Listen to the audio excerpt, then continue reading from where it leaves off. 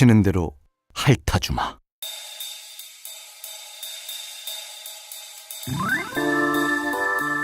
네, 안녕하세요. 성환경입니다. 오늘은 제목을 좀 바꿨습니다. 오늘만 닥치는 대로 핥아주마로. 저희 팟캐스트 아마 들으셨으면 왜 갑자기 핥아주마였는지는 다 아실 겁니다. 오늘만요. 오늘 이 시간은 저번에 시간에 이어서 이회수 선생님과의 인터뷰도 나머지 내용도 나갈 거고요. 그리고 이회수 소설 완전변 대중 8호호 나머지 부분도 들으실 수 있습니다. 스포일러 같아서 말씀은 안 드릴 텐데 으스스한 경험을 하실 겁니다. 자, 그럼 이번 저희 닥치는 대로 핥아주마 시작하겠습니다.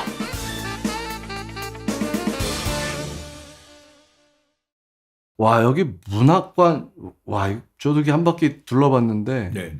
이게 뭐 곳곳에 그 선생님의 어떤 딱 그냥, 저는 조금 선생님을 좀 알지만, 네. 모르는 사람들이 와도, 여기는 이회수 선생님의 어떤 손길이, 네, 예. 눈길이, 숨길이 이렇게 다 있구나 느낄 수 있을 정도로 딱 선생님의 취향에 어떤 딱 선생님의 정체성, 예. 이런 것들이 느껴지더라고요. 지금 화천 이회수 문학관은요, 네.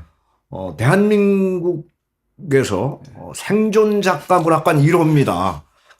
거의 전 세계 같은데요. 반대가 엄청났어요. 그러니까 처음에? 예, 뭐 엄청났는데 지금은 이것이 이제 대성공을 거둔 사례로 꼽혀서 그럼요. 전국에 100여 군데가 넘는 문학관이 그렇죠. 지금 추진 중에 있습니다. 네. 우죽순처럼 만들어지기도 하고 지금 추진 중에 네. 있는 것도 있고 그런데요. 이 생존작가 문학관과 이제 작고하신 분들의 문학관의 차이가 있다면 생존작가 문학관은 작가를 직접 만나볼 수 있다는 겁니다. 그렇죠. 그리고 대개의 전시물들이 다 진품입니다. 생존작가 문학관의 경우에는 작가까지도 진품입니다. 만져볼 수도 있고, 포옹도 가능하고, 직접 뭐 기념사진 가능하고, 그렇죠. 뭐 스킨십도 가능합니다. 그런데 이 작고하신 분들 문학관은 거의 복제본이라든가 그렇죠. 이런 전시물들이 대부분이죠. 네. 안타까운 일입니다. 네. 많이들 오시면은 됩니다. 굉장히 많이들 오시지 않나요? 많이들 오시죠. 그렇죠. 예, 굉장히 많이들 오십니다. 특히 이제 이회수 문학관 같은 경우에는 제가 대학을 다닐 때는 화가 지망생이었었습니다.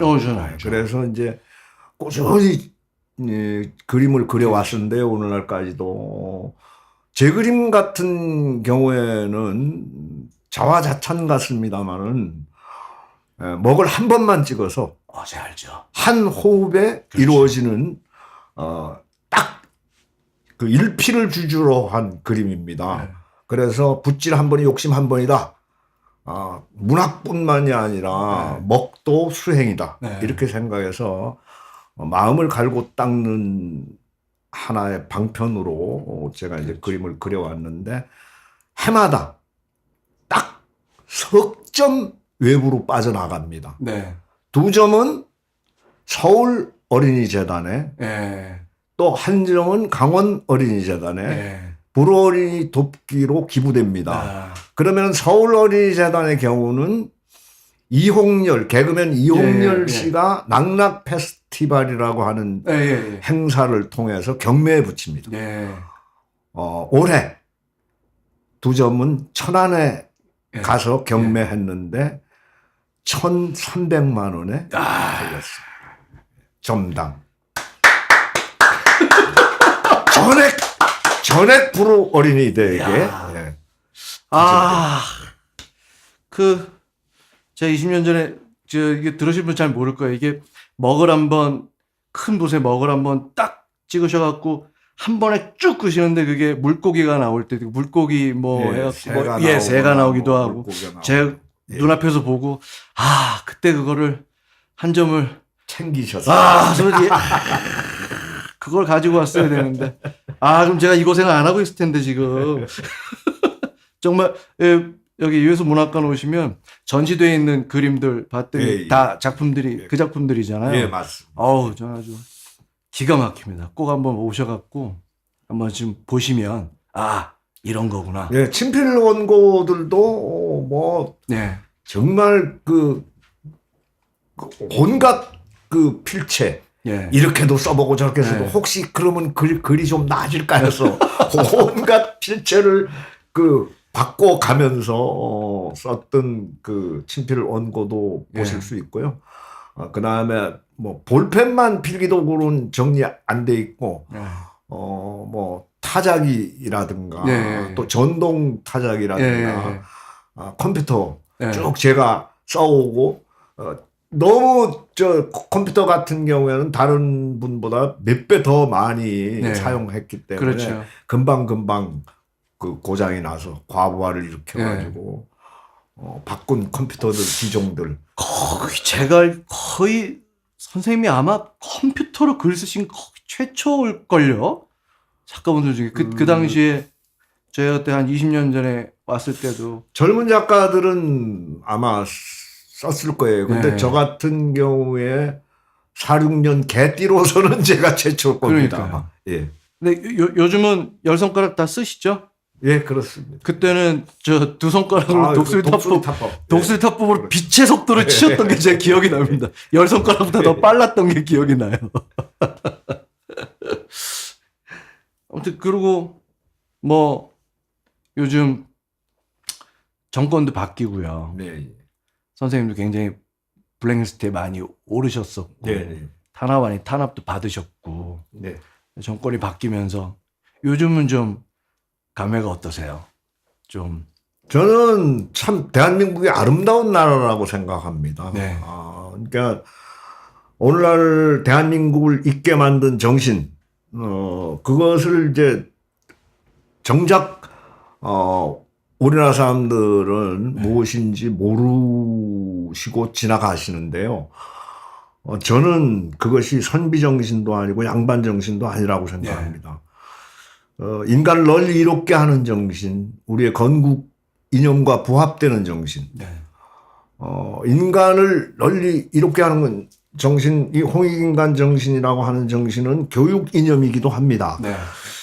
그런데 이 정신의 골자는 알고 보면 장인 정신입니다. 장인은 자기가 쓰는 물건을 정성껏 만드는 법은 없습니다. 남이 쓰는 물건은 온갖 정성을 다해서 만들거든요. 이것이 곧 범인간적인, 범세계적인 정신, 곧 인간을 널리 이롭게 하는 정신이라고 봅니다. 그래서 대한민국은 올해까지 이 세계 기능 올림픽에서 19연패를 했습니다. 이것이 세계적인 기술력, 경제력, 잠재력을 인정받았고 또 수출에 앞장서고 경제 발전을 이룩한 원동력이라고 저는 봅니다. 특히 거기에 한글이라고는 세계 최고의 우수한 문자를 가지고 있음으로 해서 우리가 IT 산업이라든가 컴퓨터 산업에 앞서갈 수 있었던 것이거든요. 그래서 대한민국의 미래 굉장히 밝은데 후진 정치가들이 꼭 나타나가지고 이놈의 미래를 브레이크를 걸고 발전에 그 악영향을 미치는 경우가 많았다는 겁니다. 그리고 왜 블랙리스트 같은 걸 만듭니까? 그래 세상에 무슨 북한도 아닌데. 아니 북한 같은 경우에는 체제 유지를 위해서 오로지 그 한 가지만 그냥 체제 유지, 그 다음에 체제 찬양 이걸로 모든 예술가들이 도구화됩니다. 똑같은 어조, 똑같은 주제를 가지고 똑같은 얘기를 연발하는데요. 우리를 왜 그렇게 만듭니까? 헌법 제1조 대한민국은 민주공화국이다인데 무슨 여기가 북한공화국입니까? 예? 김정은 공화국이에요? 네. 똑같은 짓을 왜 하느냐는 겁니다, 지금. 이럴 때 그냥 낭심을 가차없이 걷어차줬어야 되는데, 제 입에다가 블랙리스트를, 딱지를 붙여가지고 뻥끗을 못하게 되는 거지. 여기서 말씀드린 중에 사족 두 가지는 아까 장인 정신 말씀하셨는데 그건 시간과 공간을 정지하는 방에 자주 언급이 되고요. 예, 기능 예. 올림픽에도. 예.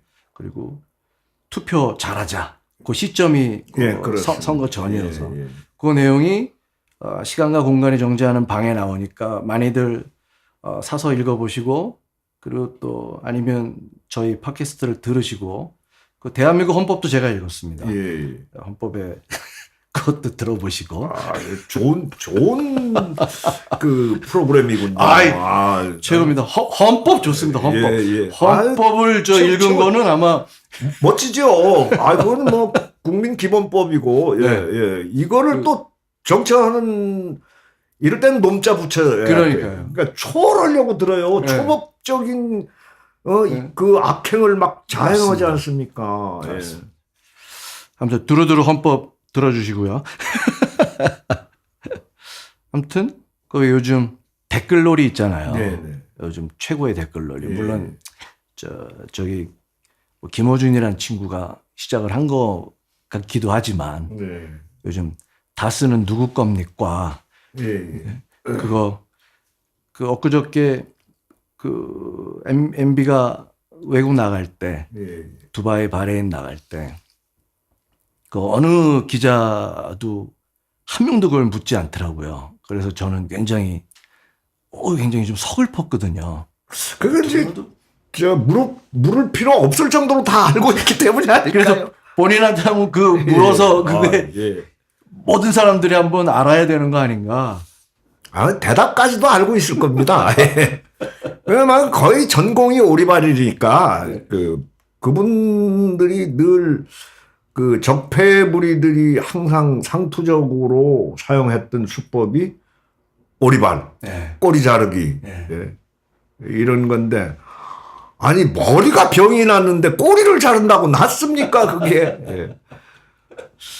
거기에 대해서 요즘 이게 정치 얘기하는 건 아닌데 이게 뭐 나갈지 안 나갈지 그냥 진짜 사담으로 요즘 그 왜 적폐청산해갖고 하고 있는 거 요즘 문재인 정권에서 하고 있는 거 예. 그거 잘한다고 생각하세요? 어떻게?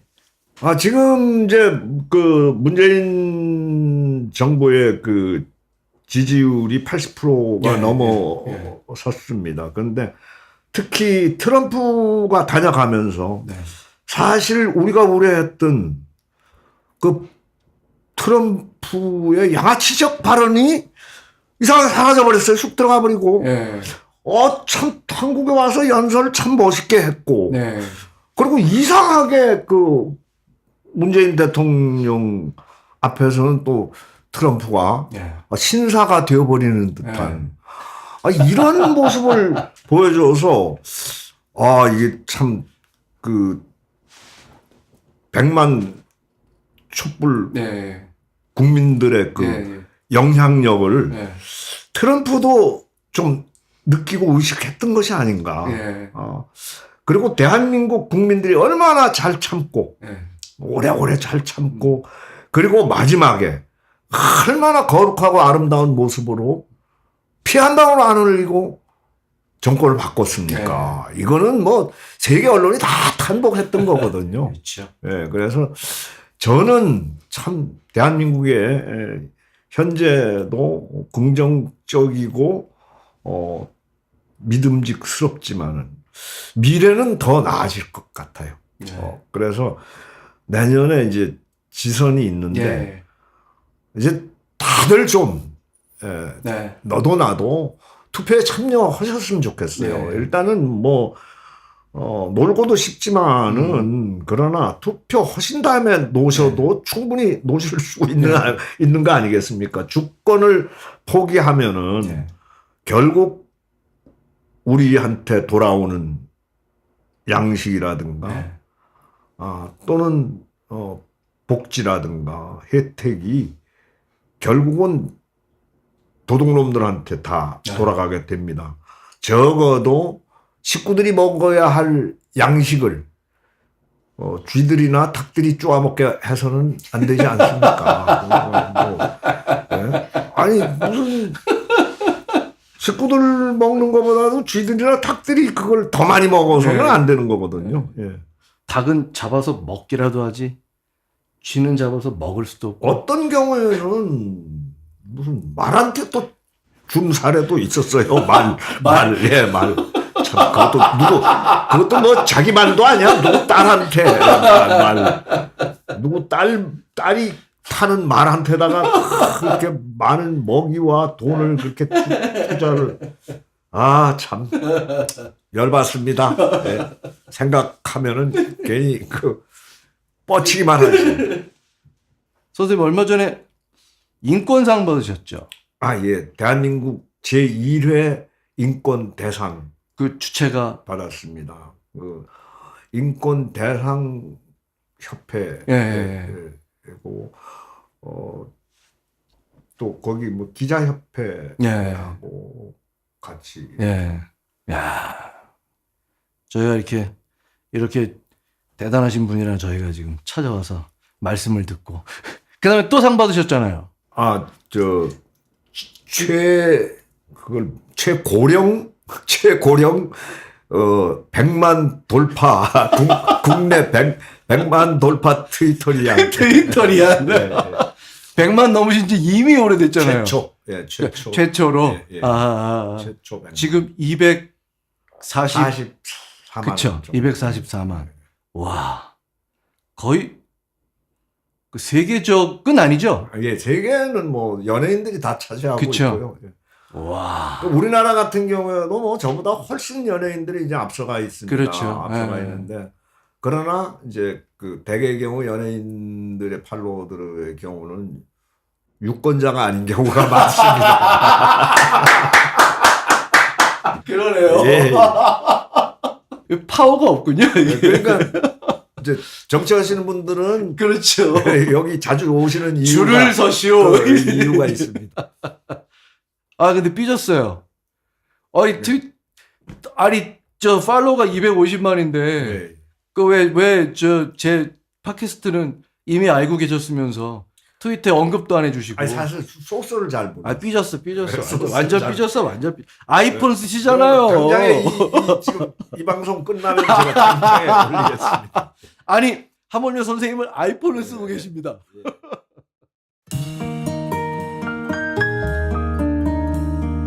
성완경의 슈퍼스타.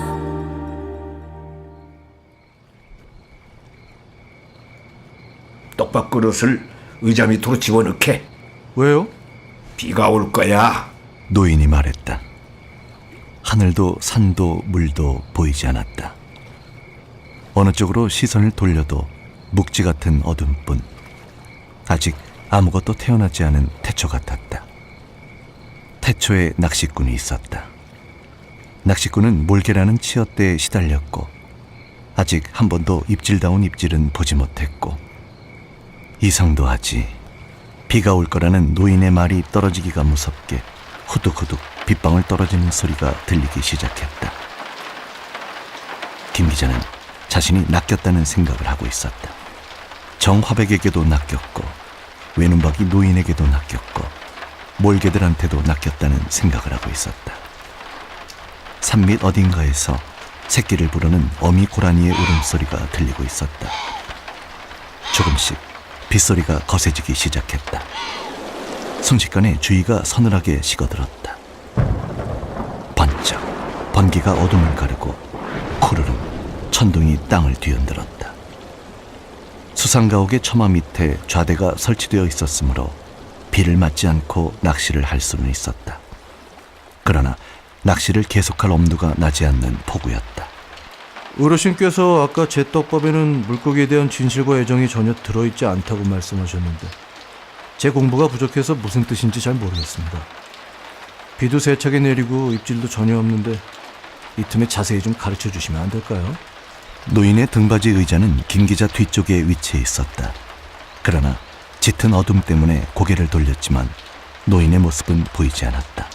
요즘 신문기사 제목하고 자네 떡밥하고 똑같다고 생각해 보시게. 노인이 말했다. 그래도 전 모르겠는데요.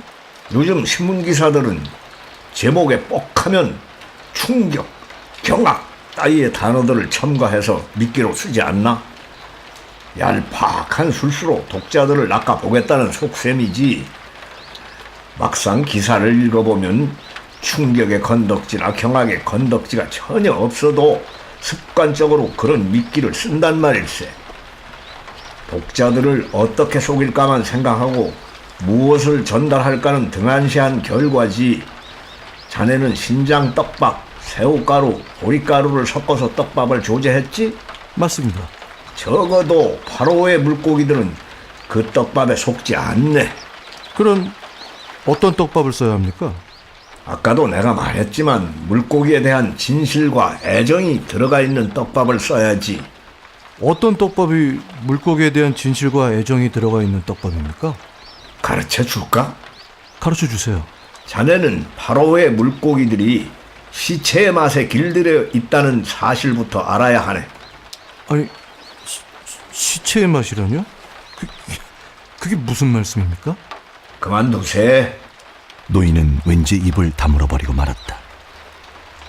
사방은 어둠으로 가득 채워져 있었고 끊임없이 빗소리만 계속되고 있었다.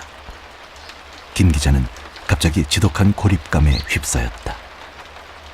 온 세상이 다 떠내려가 버리고 좌대 위에 자기 혼자만 남아있는 듯한 기분이었다. 길을 보고 있어. 돌연 노인이 입을 열었다. 그러나 빗소리 때문에 잘 들리지 않았다. 뭐라고요? 누치 입질이 들어올 거야. 노인의 말이 떨어지자 정말로 찌가 움직이기 시작했다. 김 기자는 방심하고 있었다. 김 기자가 긴장하고 있는 와중에 찌 끝이 한마디쯤 올라왔다 내려갔다를 반복하고 있었다. 예심에서부터 탄력이 느껴지고 있었다. 잔챙이가 아니라는 증거였다. 김 기자는 온 신경을 집중시켜 챔질할 기회를 기다리고 있었다. 쭉쭉 급히 올라왔던 찌가 급히 곤두박질을 쳤다. 전형적인 누치 입질이었다. 김 기자는 힘차게 낚싯대를 잡아당겼다. 핑! 낚싯줄이 울었다. 낚싯대를 통해 팽팽한 저항이 느껴졌다. 놈은 끌려 나오지 않기 위해 있는 힘을 다해 탈출을 시도하고 있었다. 그러나 정확한 타이밍에 챔질을 했으니까 바늘은 제대로 박혀 있을 것이다. 김 기자는 낚싯대의 각도를 유지하면서 누치의 힘이 빠지기만을 기다렸다. 이른바 손맛을 한껏 즐기고 있었던 것이다. 조금씩 놈의 저항이 약해지고 있었다. 김 기자는 모자에 부착되어 있는 랜턴을 켜고 좌대 가까이로 끌려와 몸을 심하게 뒤채는 누치를 확인했다. 제법 큰 놈이었다. 조심스럽게 뜰채로 건져 올렸다. 전장 50cm는 좋게 될 만한 크기다. 누치는 원래 힘이 좋은 물고기였다. 방심하면 아차하는 순간에 낚싯대를 끌고 들어가 버리기 일쑤였다. 만약 노인이 가르쳐주지 않았다면 낚싯대를 빼앗겨 버렸을지도 모른다. 하지만 김 기자는 누치를 어망에 넣고 나서야 노인의 존재를 의식했다. 생각할수록 이상한 노인이었다. 노인이 물개떼가 퇴각한다고 말하자 입질이 딱 끊어져 버렸고 비가 내릴 거라고 말하자 빗방울이 떨어져 내렸다. 뿐만 아니라 누치의 입질이 들어올 거라고 말하자 정말 누치의 입질이 들어왔다. 노인은 그 모든 사실을 어떻게 미리 알 수가 있었을까? 어르신은 누치가 입질할 거란 사실을 어떻게 미리 아셨어요? 내가 귀신이니까. 물론 김 기자는 액면 그대로 받아들일 수가 없었다.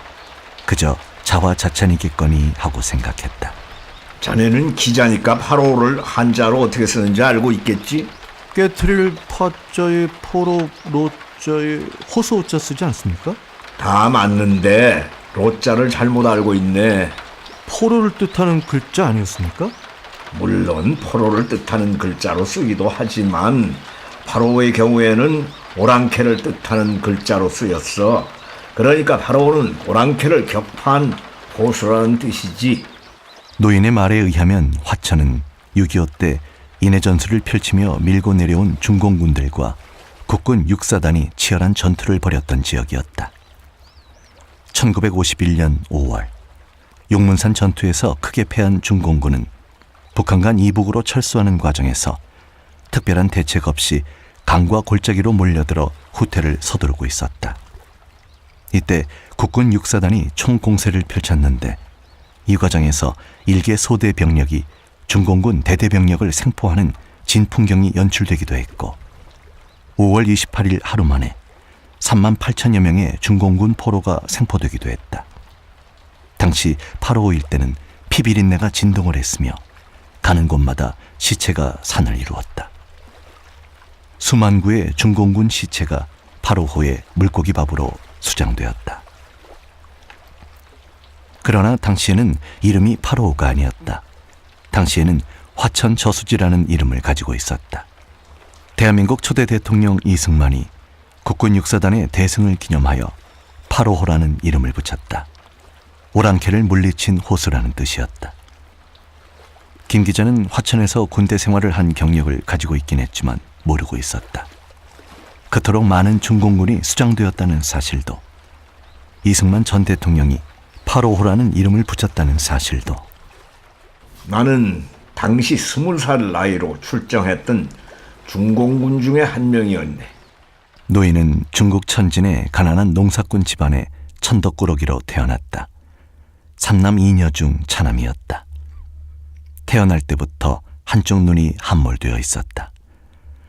마을에 퉁소를 잘 부는 사람이 있었는데 어릴 때부터 열심히 쫓아다녔다. 농사 일을 거들지 않고 퉁소꾼이나 쫓아다닌다고 아버지에게 자주 매를 맞기도 했다.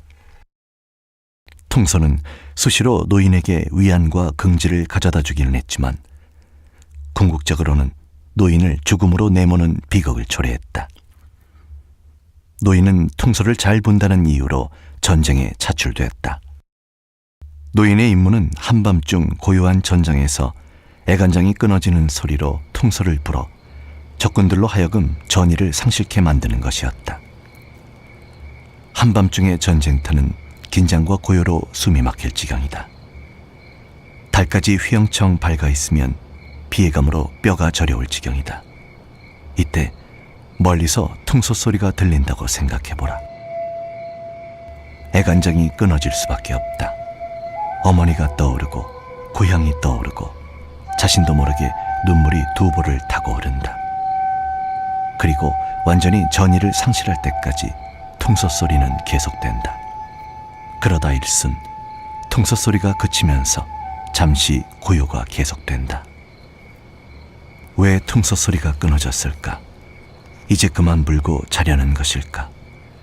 전의를 상실한 채 어머니의 모습이나 고향의 전경을 떠올리며 눈물을 흘리고 있을 때 갑자기 요란한 북소리와 함성을 앞세우고 수많은 중공군이 벌떼처럼 몰려든다.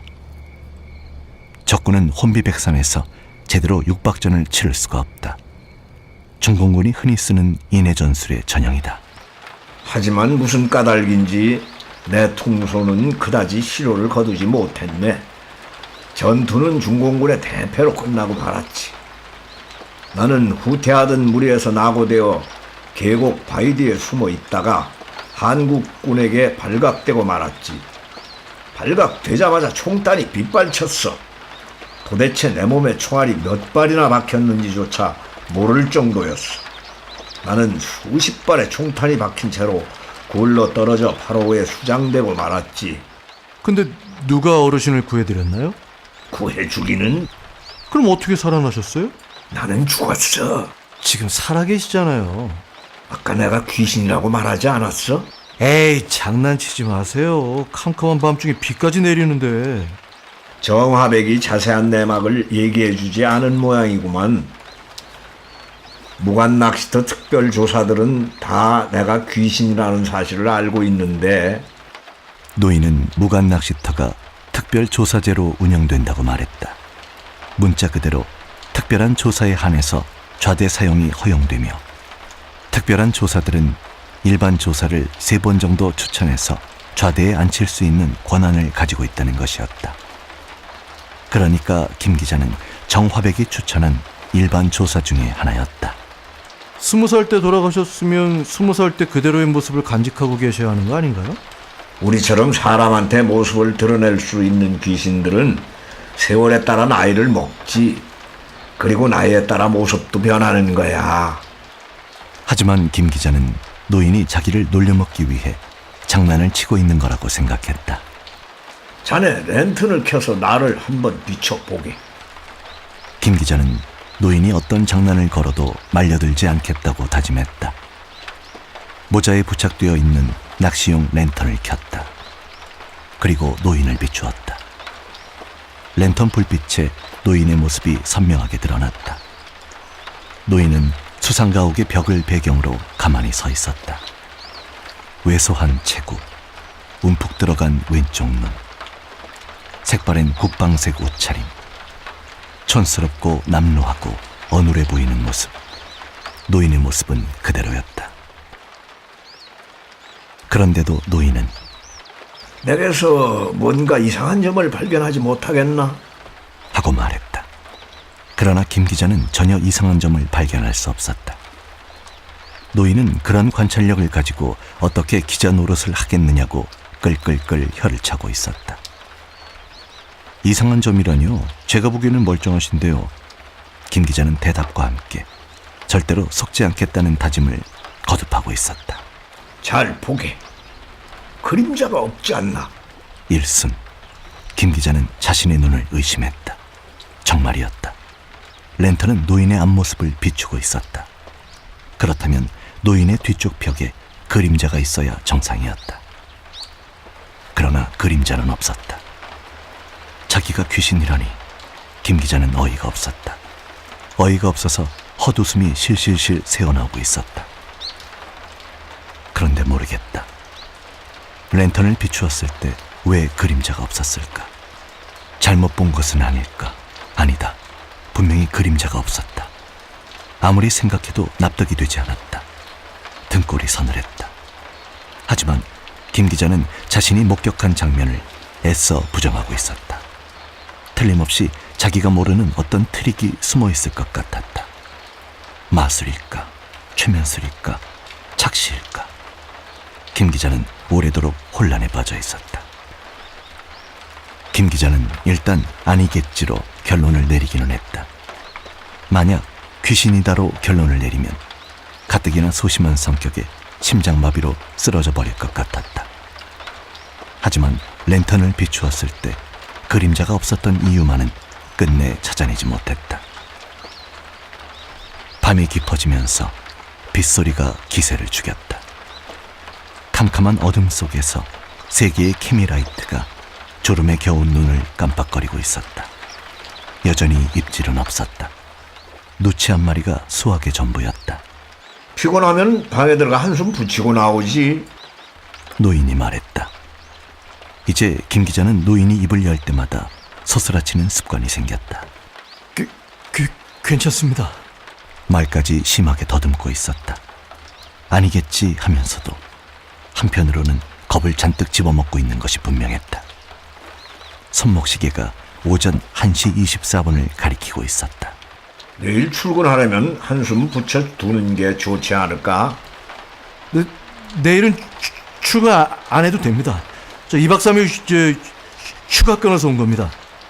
등골이 서늘하기는 했지만 사방이 물이었다. 보트조차 없었다. 인간이 유인 우주선을 타고 달나라를 갔다 온 지 40년이 훨씬 지난 시대에 귀신이라니. 무슨 스티브 잡스 사과 깨물다 어금니 부러지는 소리냐. 김 기자는 수시로 고개를 가로저었다. 낚싯대를 펼쳤으면 조과가 있어야지. 명색이 낚시꾼인데 고작 누치 한 마리로 만족할 수는 없었다.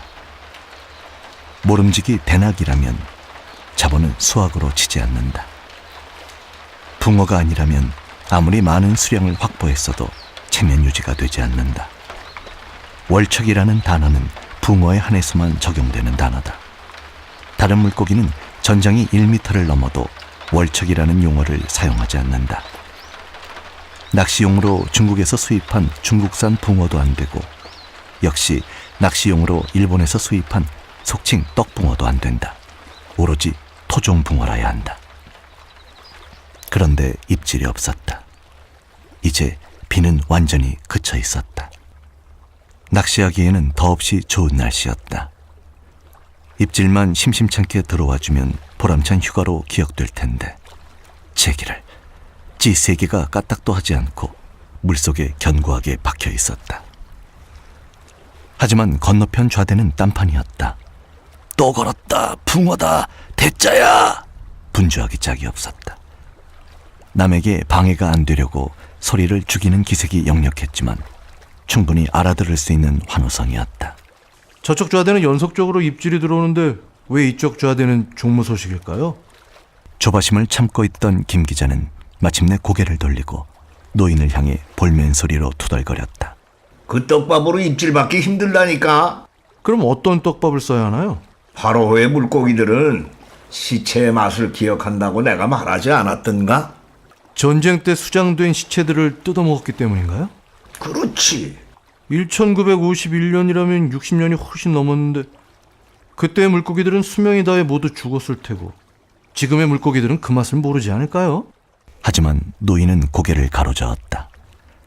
노인의 주장에 의하면 인간에게 길들여지지 않은 야생의 생물들은 사는 문제나 죽는 문제와 직결된 요소들, 즉 먹이 문제나 위험 요소 따위는 유전 정보로 채택해서 후손에게 물려준다. 8호에 수장되었던 중공군은 수만 명에 달한다. 호수 밑바닥의 수원은 차디차기가 얼음물과 버금갈 정도였다. 그래서 오래도록 부패하지 않은 채로 물고기의 먹이가 되어주었다. 따라서 8호에 서식하는 물고기들은 사람의 시체를 가장 적합한 먹이로 인식하게 되었다. 그리고 그 정보는 지금의 물고기들에게까지 전수되었다. 그러나 김 기자는 노인의 말을 어디까지 수긍하고 어디까지 부정해야 할지 갈피를 잡을 수가 없었다. 건너편 좌대에서는 뻔질나게 환호성이 터져나왔다. 건너편에는 뻔질나게 입질이 들어오고 이쪽은 요지부동인 것으로 미루어 김 기자의 떡밥에 문제가 있다는 노인의 주장은 믿을 수밖에 없는 결론으로 굳어지고 있었다. 건너편에는 연방 입질이 들어오는데 여기는 왜 이럴까요? 건너편에는 특별조사가 앉아있으니까 당연히 정상적인 떡밥을 썼다고 봐야지. 어떤 떡밥이 정상적인 떡밥입니까? 일종의 육포인데 물고기에 대한 진실과 애정이 담긴 떡밥이라고나 할까? 노인의 말이었다. 지렁이나 새우 따위의 육식성 떡밥을 쓴다는 얘기는 들어본 적이 있어도 육포를 떡밥으로 쓴다는 얘기는 금시초문이었다. 제게 만드는 법을 전수해 주시면 안 될까요? 정하백이 2번만 더 추천하면 무관낚시터 특별조사가 되실 분인데 당연히 전수해 드려야지. 특별조사들은 모두 그 떡밥을 조제할 줄 안다는 거였다. 지금 가르쳐 주셔야 조가 올리죠. 방에 남은 떡밥이 좀 있는지 모르겠네. 노인은 만드는 법을 가르쳐 주기 이전에 자기가 쓰다 남은 떡밥이 방에 남아있는지 찾아볼 터이니 랜턴을 좀 빌려달라고 말했다. 일단 그것으로 위력을 한번 실감해보라는 얘기였다. 노인은 김 기자로부터 랜턴을 받아들고 방으로 들어갔다. 떡밥은 쉽게 눈에 띄지 않는 모양이었다. 오래도록 방에서 부스럭거리는 소리가 들리고 있었다. 아주 조금 남아있구만. 방에서 나온 노인이 말했다.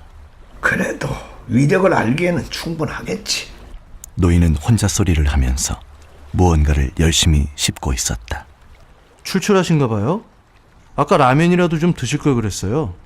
자네는 내가 주전부리라도 하는 줄 아는 모양이지. 아닌가요? 물고기에 대한 진실과 애정이 담긴 떡밥을 씹고 있는 중이라네. 육포의 일종인데 물고기는 이빨이 없기 때문에 먹이를 쉽게 흡입할 수 있도록 씹어서 부드럽게 만들어 주어야 한다는 것이었다.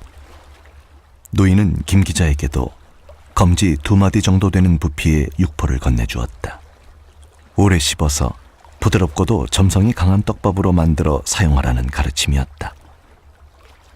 김 기자는 깨름칙한 기분으로 육포를 입에 넣고 씹어대기 시작했다. 도무지 무슨 맛인지 알 수가 없었다. 시중에서 쉽게 구할 수 있는 소고기 육포와 별로 다르지 않다는 생각을 했다. 1분 정도 씹으니까 금방 부드러워지면서 점성이 느껴지기 시작했다. 바늘에 매달 때 몇 번이고 뭉쳐서 잘 다져야 하네.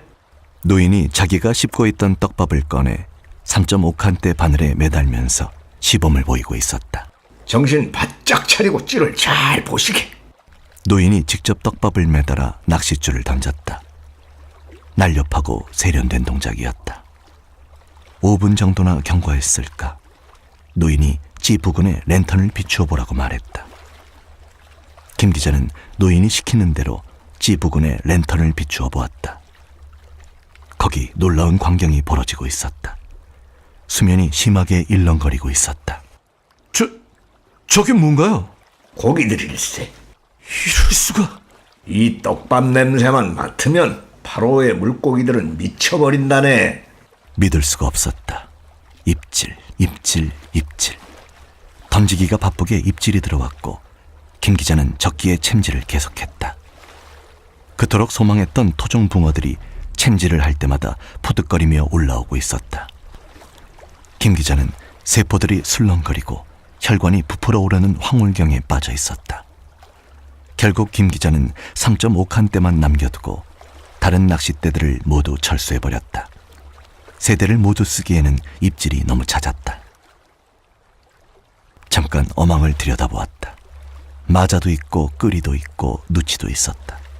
하지만 잡어는 안중에도 없었다. 물론 붕어가 가장 많았다. 전체적으로 씨알이 굵었다. 40cm 안팎에 해당하는 월척도 2수나 섞여 있었다. 그러나 이내 떡밥이 떨어져 버렸다. 김 기자는 망연자실 노인의 선처만을 기다리고 있었다. 오래도록 정적이 계속되고 있었다.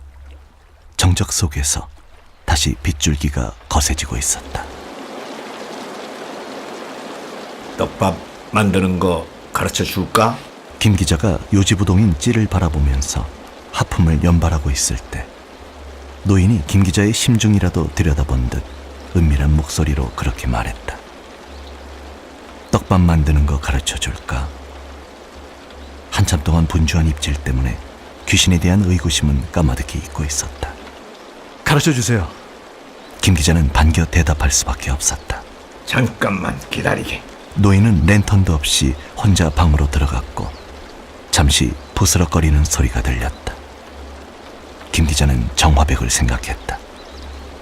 떡밥을 새로 만들게 되면 월척을 7수나 올렸던 정화백의 조과를 능가할지도 모른다는 기대에 부풀어 있었다. 나한테 랜턴 좀 비춰주게. 노인이 바로 곁으로 다가와 김 기자에게 말했다. 김 기자는 아무런 경계심도 없이 랜턴을 켜서 노인을 향해 비추었다. 그리고 전신이 얼어붙는 공포감에 사로잡히고 말았다. 노인의 오른쪽 손에는 번뜩거리는 회칼이 쥐어져 있었다. 악! 소리를 지르고 싶었으나 목구멍은 응고되어 있었다. 전신이 굳어져서 뒤로 물러설 수도 없었다. 아, 랜턴 좀 똑바로 비춰. 여기다 비춰야지. 노인이 다그쳤다. 김 기자는 떨리는 손으로 황급히 랜턴 불빛을 노인에게로 향했다.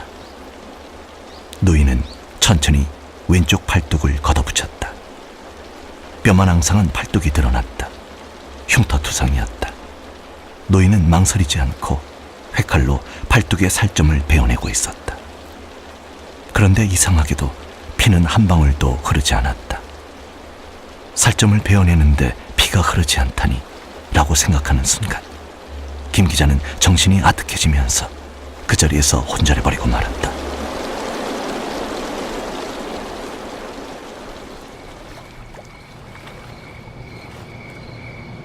얼마나 시간이 경과했을까.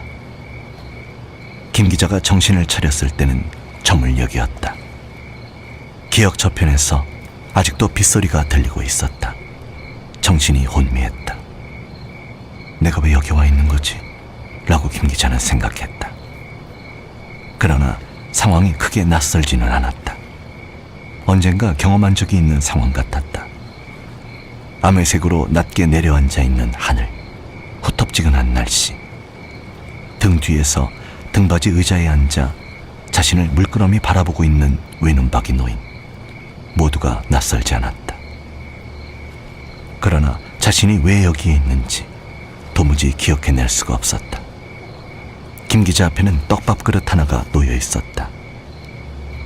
그 속에는 조제 중인 떡밥이 들어있었다. 그때 등 뒤에서 노인의 목소리가 들렸다. 이 친구는 물고기를 속이는 걸 낚시라고 생각하는구만. 이 말도 분명히 언젠가 들은 적이 있었다. 김 기자는 내가 미친 것일까 하고 생각했다. 하지만 그럴 리가 없었다. 김 기자는 세차게 고개를 가로저었다. 나는 미치지 않았다. 나는 미치지 않았다. 나는 미치지 않았다. 자신의 의지와는 무관하게 중얼거림이 자꾸만 반복되고 있었다. 김 기자는 내가 미친 것이 아니라 세상이 미친 것이라고 생각했다.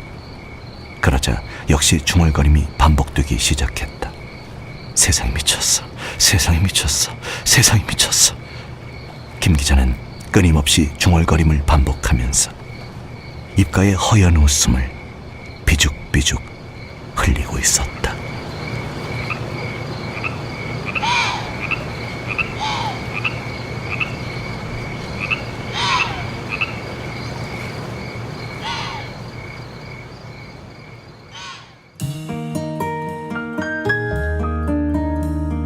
성환경의 슈퍼스타. 연기도 하셨었잖아요. 저 기억나. 아란 장풍 그 뭐지? 아란 장풍 대작전 거기 나오셨잖아요. 그 섬의 비밀에도 내가 나왔었어. 아 맞아. 거기서 나왔어. 아까 전화 온 게 예. 그때 우리 딸내미로 나왔던 그 오사나라고 배우야 배우. 아버지 그때 그 섬 거기 그 인연으로 아직도 아버지하고 딸내미로 다녀 지금 왔다 갔다 해. 지금 좀 요거 하신 다음에 연기하시면 그때보다 훨씬 더 잘하실 텐데 지금 너무 좋았습니다. 감사합니다. 최고입니다. 아무튼 뭐 성우 얘기까지 아니지만 이게 책 한번 같이 읽으시니까 어떠셔요? 새로워요. 이건 처음인데 굉장히 내 책이라서 다소 쑥스럽기는 하지만 그래도 뭔가 좀 그냥 그 눈으로 읽을 때 하고는 전혀 다른 맛이 느껴지면서 그렇죠. 그 현장감이 느껴집니다. 네. 아니요, 근데 선생님 작품은 저도 낭독을 쭉 하는데 읽기가 참 좋은 문장이었어요. 저는. 감사합니다. 이게 한 번에 쭉쭉 읽는 이게 막 어려운 거 마음은 왜 이게 복문장들이 많잖아요. 그래서 막 읽기가 주어가 막 저쪽에 있고 수로가 그렇죠. 이쪽에 있으면 이걸 제가 어떻게 만나게 읽어드려야 될까가 잘 안 되더라고요. 특히 이제 만년체 문장들 그 독립선언문 시대 같은 그러니까요. 그래서 그런 문장들 그 한참 읽다 보면은 숨 막혀서 저도 아주 간결체 씁니다. 저는 예. 가급적이면 단문장이 좋은 문장이다. 그런 말. 아무튼 저희 성환경의 슈퍼스타 닥치는 대로 읽어주마에 한마디 해주실 말이 있으시다면. 책을 너무 안 읽는 시대입니다만은 그러나 이 인간이 몸만 가지고 있어서 밥만 먹지 말고 정신의 양식인 책도 많이 읽어야 한다는 쪽인데요. 오늘 제가 경험해 보니까 사실은 책을 남이 읽어주는 것을 듣는 재미도 굉장히 있을 것 같아요. 네. 새롭고 그래서 이런 시도 좀 자주 해봤으면 좋겠고 친구들끼리라든가 또 친구들끼리 모여서 서로 역할 분담해서 한번 함께 읽어보는 것도 재밌을 것 같습니다. 책 낭독 모임 같은 거. 그런 거 좋을 것 같아요. 알겠습니다. 하모니카 연주해 주신다면서요? 그렇죠.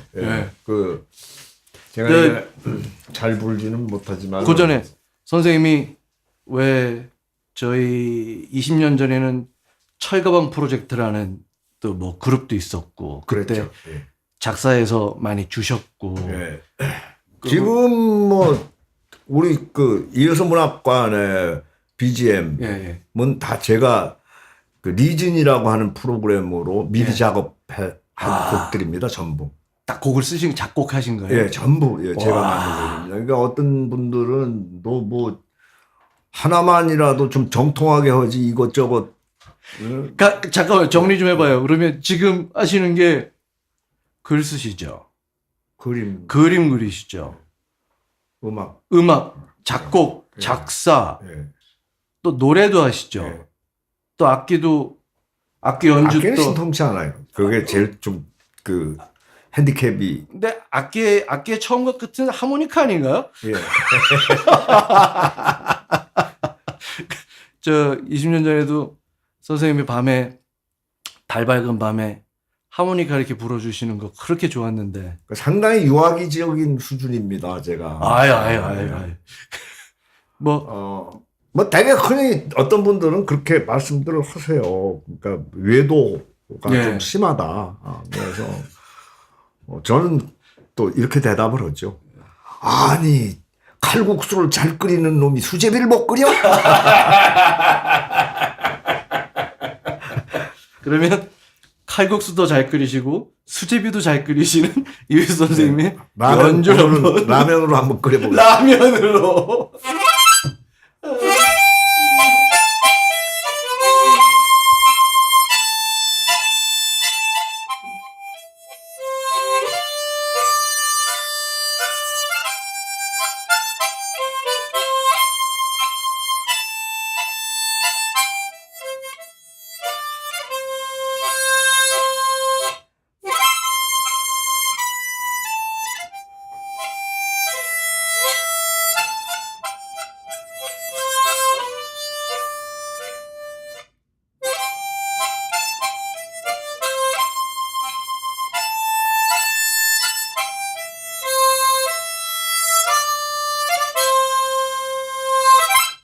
내 나이가 어때서 해주세요.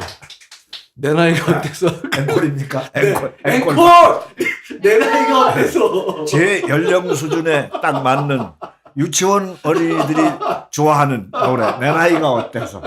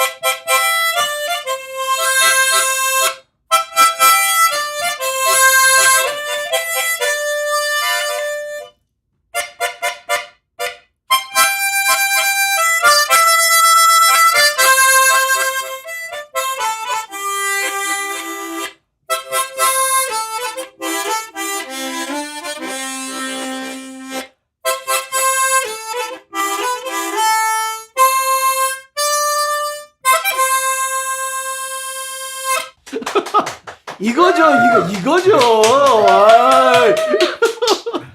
아이, 첫 곡은 별로였어. 이거죠. 아까 저기서 이거 해주시고, 역시 실력이 죽지 않으셨습니다. 감사합니다. 저희 동영상 업로드 괜찮은가요? 그럼요. 우리는 딱 줄 때는 또 화끈하게. 저희 동영상 업로드 괜찮은가요?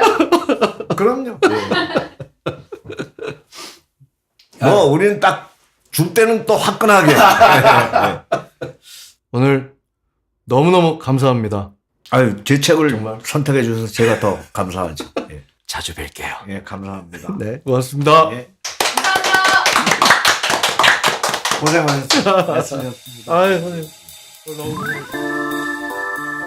네, 닥치는 대로 핥아주마 어떻게 들으셨나요? 이번 시간은 이렇게 또 만들어봤습니다. 앞으로 이런 식의 것도 재밌는 것 같아요. 이런 식으로. 물론 저희가 화천까지 가서 저희가 녹음 장비들을 다 가지고 가서 녹음하느라 정말 힘들었습니다. 그렇지만 선생님께서 사주신 선지해장국 기가 막히게 맛있었습니다. 네, 즐겁게 잘 들으셨기를 바랍니다. 예, 지금 이 선생님 팔로워들이 마구마구 들어오는 소리가 들리네요. 많이들 들어주십시오. 자, 지금까지 음악 효과 그 외 많은 것들 장미라 박청춘 그리고 우리의 음악 박병기 타이틀곡 가수 김문선 대문 공병각 그리고 저는 마구마구 닥치는 대로 핥아드린 성환경이었습니다. 다음에 뵙죠.